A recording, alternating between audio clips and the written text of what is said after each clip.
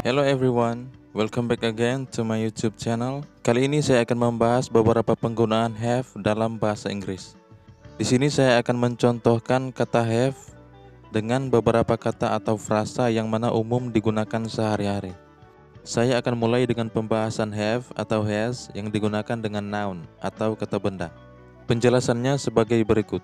Jika kita menggunakan misalnya I have ditambah noun, maka have di sini bermakna memiliki atau mempunyai, atau kadang-kadang bermakna terkena jika itu dihubungkan dengan suatu penyakit. Nanti itu akan dilihat pada konteksnya.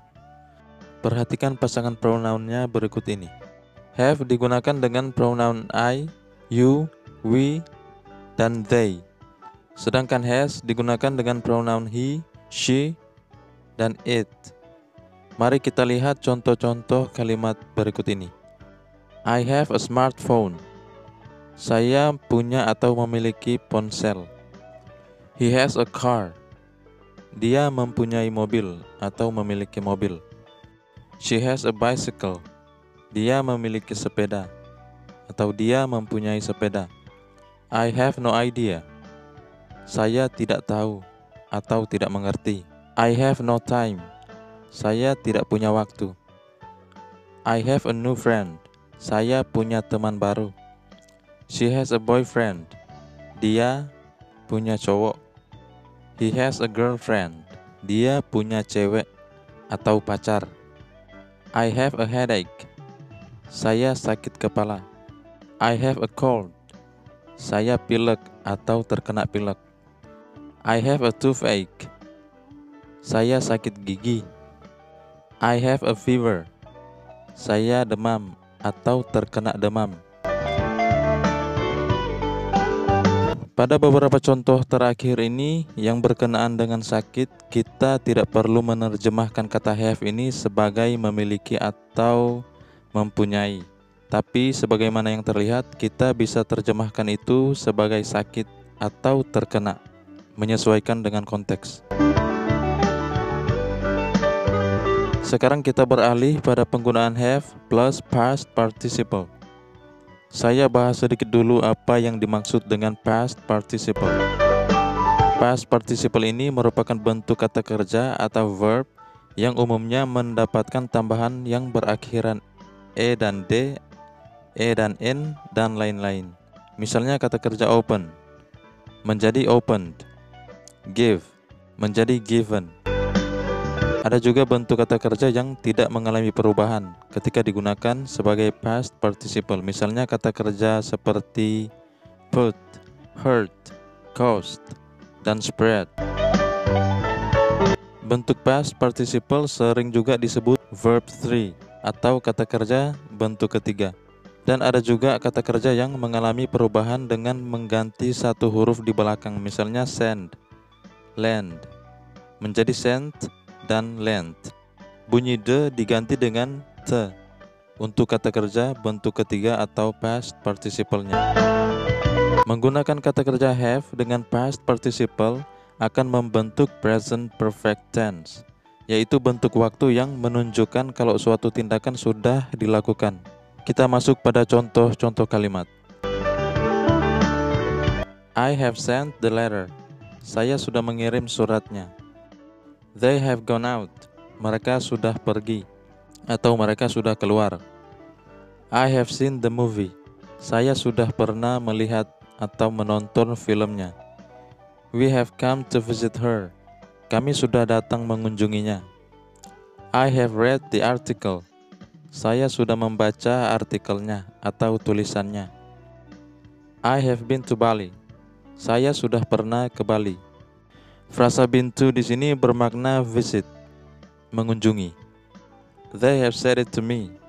Mereka sudah mengatakannya kepada saya. I have made a song. Saya sudah membuat sebuah lagu. I have made a few mistakes. Saya sudah membuat beberapa kesalahan. They have told me. Mereka sudah memberitahu saya. I have given it to him. Saya sudah memberikannya itu kepadanya. We have finished our homework. Kami sudah selesaikan pekerjaan rumah kami. Selain have, tentu kita juga bisa gunakan kata has dengan mengganti subjeknya. Misalnya dalam contoh-contoh ini, she has opened the door. Dia sudah membuka pintunya. He has done it. Dia sudah menyelesaikannya. It has broken. Itu sudah rusak. Terakhir yang akan kita pelajari adalah penggunaan have to plus verb. Frasa have to ini menunjukkan sebuah keharusan atau kewajiban dan sebagainya. Dalam bahasa Indonesia ini sering diartikan sebagai harus. I have to do my homework. Saya harus mengerjakan PR saya. I have to say something. Saya harus mengatakan sesuatu.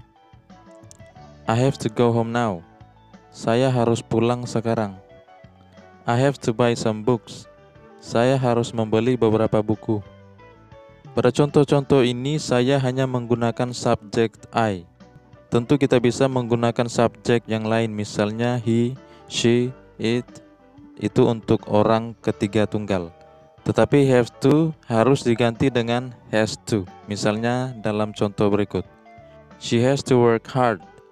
Ia harus bekerja keras. It has to be done right now.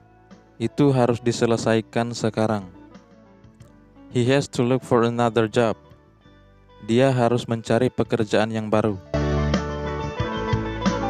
Jadi harus diingat sebagai pelajar pemula, jika kita gunakan has to berarti subjeknya harus dalam bentuk orang ketiga tunggal. Sedangkan kalau kita gunakan have to, subjeknya bisa kita gunakan I, we, they, atau subjek plural lainnya, atau bentuk jamak lainnya. Misalnya seperti contoh di bawah ini. My sister and I have to keep in touch. Saya dan adik perempuan saya harus menjaga komunikasi. Subjeknya di sini adalah my sister and I. Bisa kita ganti dengan subjek we. We have to keep in touch. Kita harus menjaga komunikasi. Sebagai catatan, frasa keep in touch merupakan ungkapan idiom yang bermakna tetap menjaga atau terhubung. Misalnya sekarang kita sudah lulus sekolah.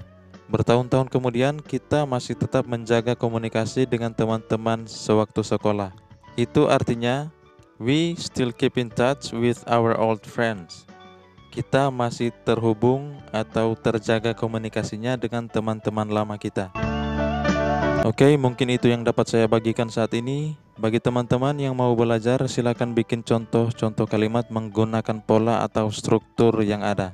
Dan jangan lupa tinggalkan komentar bagi teman-teman yang mau bertanya atau mungkin mau dibuatkan pelajaran.